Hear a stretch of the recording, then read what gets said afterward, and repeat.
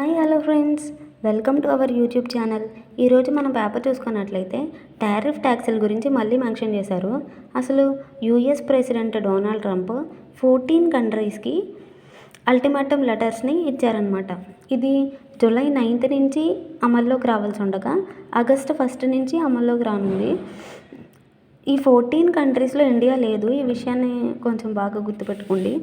అసలు ఈ టారిఫ్ ట్యాక్స్లు అంటే ఏంటి, అసలు ఏంటి దీని కథ అని ఒకసారి చూసుకున్నట్లయితే, టారిఫ్ ట్యాక్స్ అంటే ఇంపోర్ట్ ట్యాక్స్ అనమాట. ఇంపోర్ట్ ట్యాక్స్ని మనం టారిఫ్ ట్యాక్స్ అంటాం. అంటే ఇప్పుడు ఫర్ ఎగ్జాంపుల్ మనం ఏదైనా కంట్రీ నుంచి కొన్ని గూడ్స్ని ఇంపోర్ట్ చేసుకోవాలనుకో, వాళ్ళు మన మీద కొంత ట్యాక్స్ అనేది అప్లై చేస్తారు. వాటినే టారిఫ్ ట్యాక్స్లు అంటాం. ఇవి పెంచుతున్నట్లుగా డొనాల్డ్ ట్రంప్ చెప్పాడు. అంటే దీనివల్ల, ఇలా పెంచడం వల్ల మనకి ఒక 3 చేంజెస్ అనేవి జరుగుతాయి అన్నమాట. అదేంటంటే నేషనల్ వైడ్గా ప్రైజెస్ అనేవి పెరుగుతాయి. ఎందుకంటే తీసుకునేవాడు పెంచాడు అనుకో, కట్టేవాడు కూడా పెంచుతాడు కదా. అలా కిందకి వచ్చేసరికి గ్రౌండ్ లెవెల్లో కూడా ప్రైజెస్ అనేవి బాగా పెరుగుతాయి అన్నమాట. నేషనల్ వైడ్ ప్రైజెస్ పెరుగుతాయి. సెకండ్ వచ్చి ఇండియన్ మ్యానుఫ్యాక్చరర్స్కి మంచి ఛాన్స్ అనమాట. ఎందుకంటే ప్రైజెస్ పెరుగుతున్నప్పుడు మనం యూఎస్ నుంచి కొనుక్కోవడం తగ్గిస్తాం కదా. అప్పుడు ఇండియన్ మ్యానుఫ్యాక్చరర్స్కి వాళ్ళకి ఒక మంచి ఛాన్స్ అనమాట, వాళ్ళ ప్రోడక్ట్స్ని ఎక్స్పాండ్ చేసుకోవడానికి. నెక్స్ట్ డిప్లొమాటిక్ రిలేషన్స్ పెరుగుతాయి.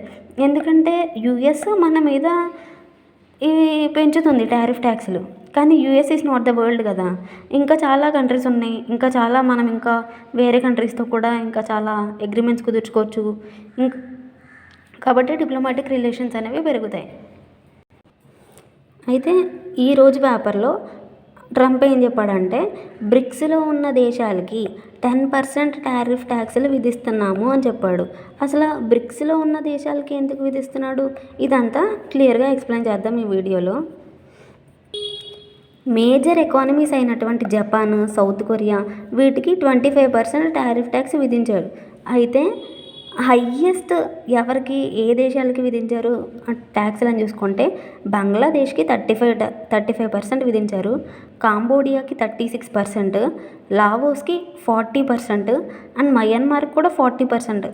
వీటిని మనం జాగ్రత్తగా గమనిస్తే ఇవన్నీ లో ఎకానమిక్ కంట్రీస్ అనమాట. ఇప్పుడు హై ఎకానమిక్ కంట్రీస్కేమో 25% విధించారు. ఇవన్నీ లో ఎకానమిక్ కంట్రీస్కేమో హయ్యెస్ట్ ట్యాక్సెస్ అనేవి ఇంపోజ్ చేశారు. ఎందుకంటే ఇంతకుముందు మనం చూసుకున్నట్లయితే యూకే, చైనాతో కూడా టారిఫ్లు విధించారు వాళ్ళకు కూడా. అయితే చైనాతో చేసినప్పుడు చైనా ఏం చేసిందంటే,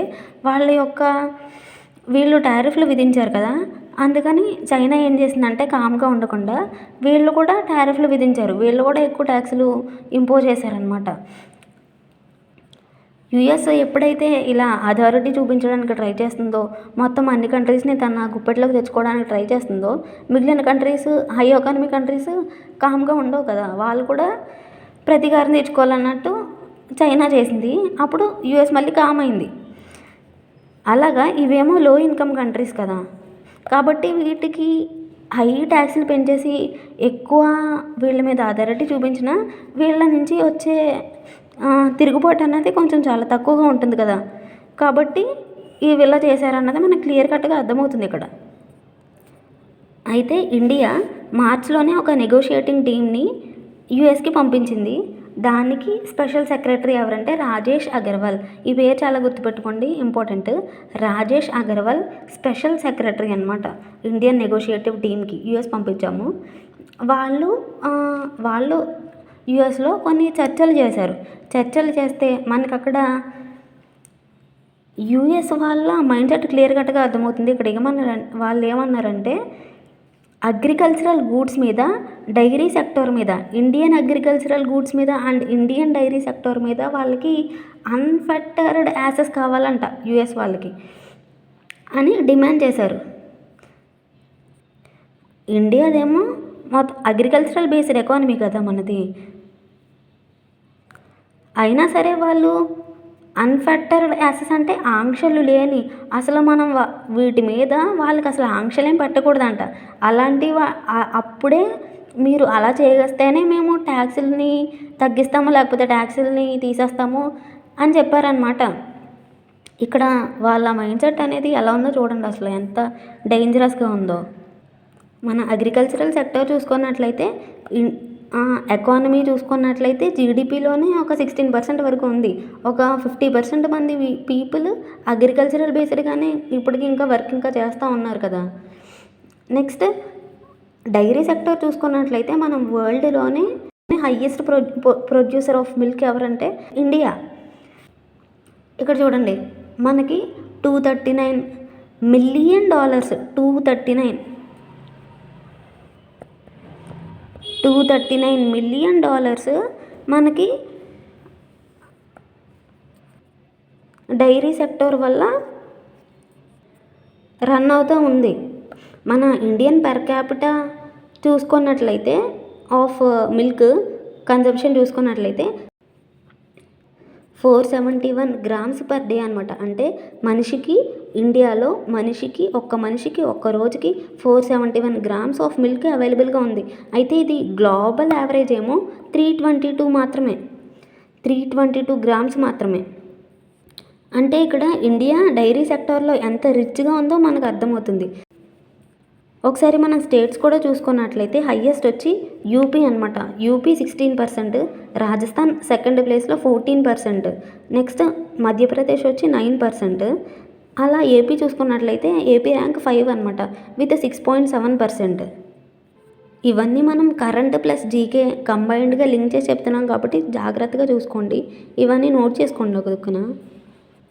ఒక డెడ్ లైన్ పెట్టేసి ఈ తారీఖులోపు ఇవన్నీ అమలవుతాయి, ఈ తారీఖు తర్వాత ఇవన్నీ అమలవుతాయి, ఆ లోపు మీరు ఈ డిమాండ్స్కి మీరు ఖచ్చితంగా యాక్సెప్ట్ చేయాలి అని చెప్పడం ఎంత దారుణం. అసలు అగ్రికల్చరల్ గూడ్స్ డైరీ సెక్టర్ అసలు మ్యాక్సిమం డిపెండ్ అయ్యిందే మనం దీని మీద ఆంక్షలు పెట్టి వాళ్ళు టారిఫ్లు పెంచడం అన్నది చాలా దారుణమైన విషయం.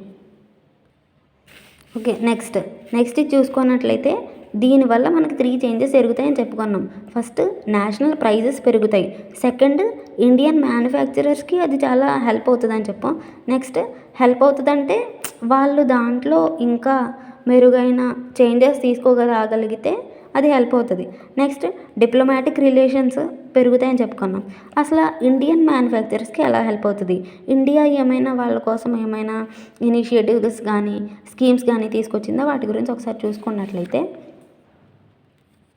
ఫస్ట్ది వచ్చి make in India programme initiative 2014లో తీసుకొచ్చారు. మేక్ ఇన్ ఇండియా 2014లో. ఇవి చాలా చాలా ఇంపార్టెంట్. ఇవి 25 ప్రైవేట్ సెక్టార్స్కి ఇది అమలవుతుంది. Like automobiles, electronics, textiles etcetera. Next వచ్చి ప్రొడక్షన్ లింక్డ్ ఇనిషియేటివ్ అనమాట. ఇది ప్రొడక్షన్ లింక్డ్ ఇనిషియేటివ్. ఇది 2020 నుంచి స్టార్ట్ అయింది. ఇది 14 ప్రైవేట్ సెక్టార్స్ నుంచి 14 ప్రైవేట్ సెక్టార్స్ నుంచి. ఓకే, దీని గోల్ ఏంటంటే ఎక్స్పోర్ట్స్ పెంచడం, జాబ్స్ క్రియేట్ చేయడం దీని యొక్క గోల్ అనమాట. నెక్స్ట్ థర్డ్ థింగ్ చూసుకుంటే స్టార్టప్ ఇండియా అనేది 2016లో స్టార్ట్ చేశారు. దీనికి ఉద్దేశం ఏంటంటే ఫండింగ్, ట్యాక్స్ ఎగ్జంప్షన్, అలాగే స్టార్టప్స్కి సెల్ఫ్ సర్టిఫికేషన్ ఇవ్వడం దీని యొక్క ఉద్దేశం అనమాట. నెక్స్ట్, ఆత్మనిర్భర్ భారత్ అభియాన్. ఇది 2020లో స్టార్ట్ చేశారు. ఆత్మనిర్భర్ భారత్ అభియాన్ ఇది 2020లో స్టార్ట్ చేశారు. ఎందుకు అంటే ఇది లోకల్గా మ్యానుఫ్యాక్చరింగ్ని పెంచాలి. నెక్స్ట్, ఎంఎస్ఎంఈస్కి ఎక్కువ యూజ్ అవ్వాలి. నెక్స్ట్, వోకల్ ఫర్ లోకల్ అనేది కూడా ఆత్మనిర్భర్ భారత్లోదే. ఇది బాగా గుర్తుపెట్టుకోవాలి. వోకల్ ఫర్ లోకల్ అనేది Atmanirbhar Bharat Abhiyan. Okay, next SPECS అంటే scheme for promotion of manufacturing of electronic components and semiconductors. దీనికి 25% సబ్సిడీ ఇస్తుంది అనమాట గవర్నమెంట్. దేనికి?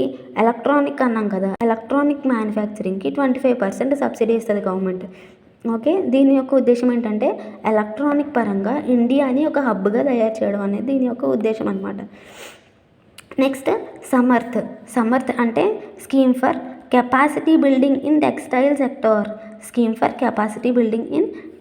సెక్టార్. ఇది 2017లో స్టార్ట్ చేశారు. ఇందులో ఏం చేస్తారంటే యూత్కి స్కిల్ని ఇస్తారనమాట. Skilling youth for textiles. Okay. Next PM Mitra parks scheme, ఇది 2021లో వచ్చింది. పిఎం మిత్ర పార్క్స్ స్కీమ్ ఇది mega integrated textile region and apparel parks కింద 7 మెగా పార్క్స్ని తయారు చేస్తారు. నెక్స్ట్ వచ్చి NPE national policy on electronics. Okay. దీని యొక్క టార్గెట్ ఏంటంటే $400 బిలియన్ క్రియేట్ చేయాలి ఎలక్ట్రానిక్స్ పరంగా బై 2025 లోపు. 2025 లోపు $400 బిలియన్ వెల్త్ని క్రియేట్ చేయాలి. ఓకే. దీని ఫస్ట్ వెర్షన్ 2012లోనే స్టార్ట్ అయింది. అయితే అప్డేటెడ్ వెర్షన్ వచ్చి 2019లో.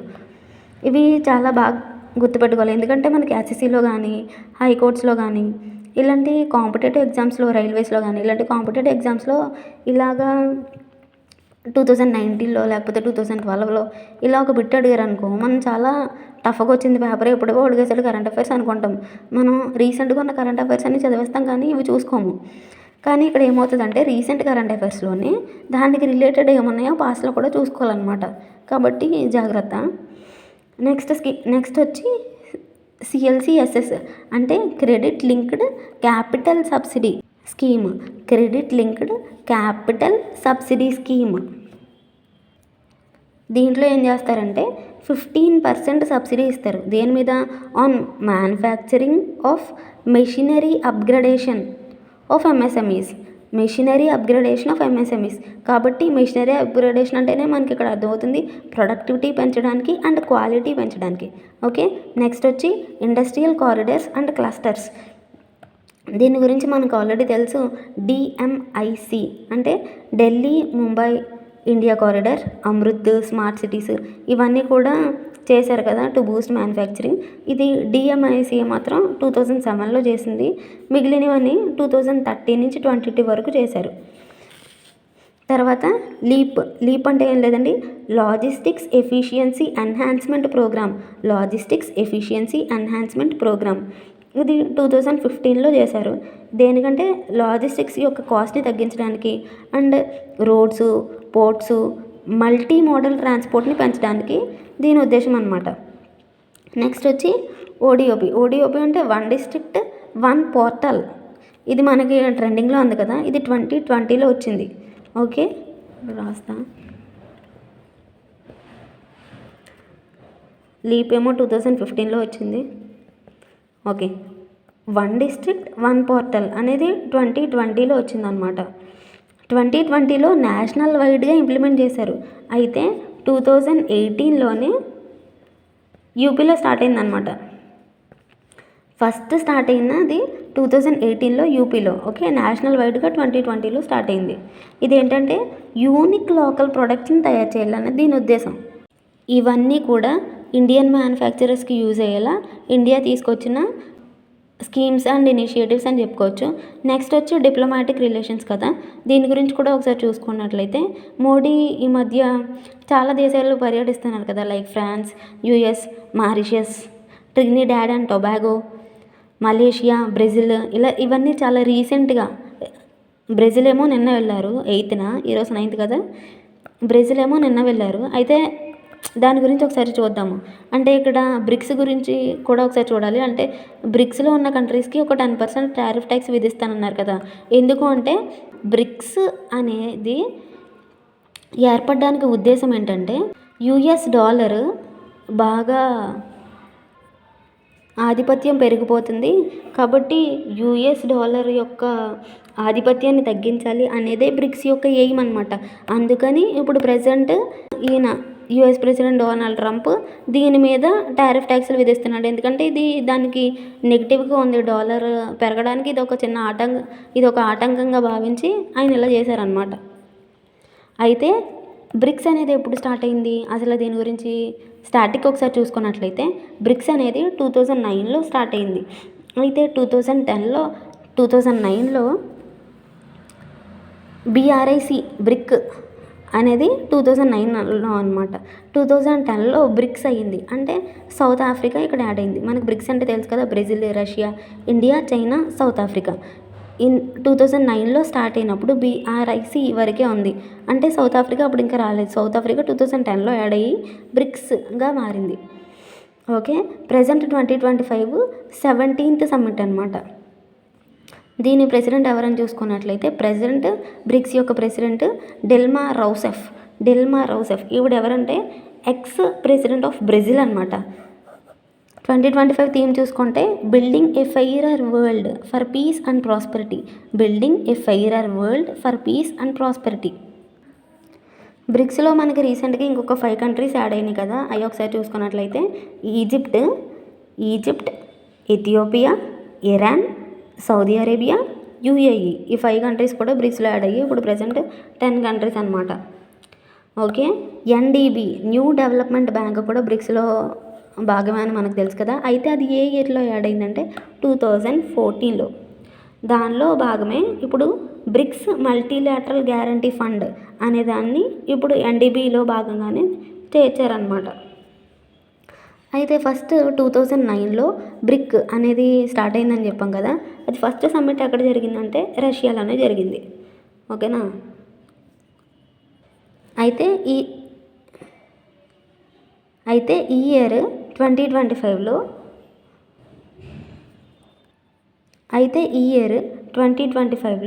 చైనా, రష్యా ఈ రెండు కూడా సమ్మిట్కి రాలేదన్నమాట. అయితే రష్యా పుతిన్ విర్చువల్గా అటెండ్ అయ్యారు.